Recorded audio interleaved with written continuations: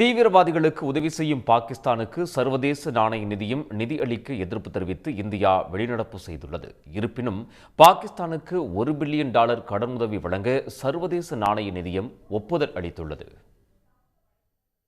India மீது தாக்குதல் தொடுக்கும் பாகிஸ்தானை தனிமைப்படுத்த திட்டமிட்டுள்ள இந்தியா தீவிரவாதிகளுக்கு நிதி உதவி செய்யும் அந்நாட்டுக்கு உலக வங்கி, சர்வதேச நிதியம், ஆசிய வளர்ச்சி வங்கி உள்ளிட்டவை கடன் வழங்கக்கூடாது என்று கடும் எதிர்ப்பு தெரிவித்து வருகிறது.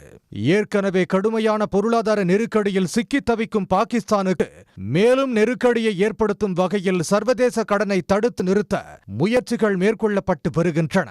சர்வதேச நிதியத்திடம் இருந்து பாகிஸ்தான் 3 ஆண்டுகளுக்கு $7 பில்லியன், அதாவது 6 லட்சம் கோடி ரூபாய் கடன் பெறுவது தொடர்பாக கடந்த ஆண்டு ஜூலை மாதம் ஒப்பந்தம் கையெழுத்தானது. ஆனால் தற்போது இந்தியா மீதான தாக்குதலை அடுத்து பாகிஸ்தானுக்கு கடன் உதவி வழங்கக்கூடாது என்று சர்வதேச நிதியத்திடம் இந்தியா கோரிக்கை வைத்தது.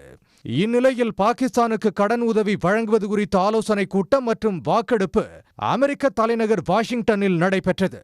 அப்போது சர்வதேச நிதியத்திடம் இருந்து நீண்டகால கடன் வாங்கும் பாகிஸ்தான் அதன் விதிமுறைகளை கடைபிடிப்பதிலும் நிறைவேற்றுவதிலும் அக்கறை காட்டுவதில்லை என்று இந்தியா தெரிவித்தது.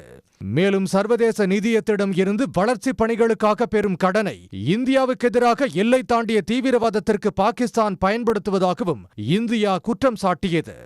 இதைத் தொடர்ந்து வாக்கெடுப்பை புறக்கணித்து இந்தியா வெளிநடப்பு செய்தது.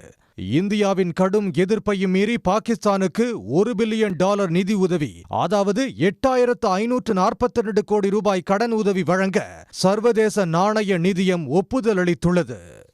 உடனுக்குடன் செய்திகளை தெரிந்து கொள்ள சன் நியூஸ் பெல் ஐகானை கிளிக் பண்ணுங்க.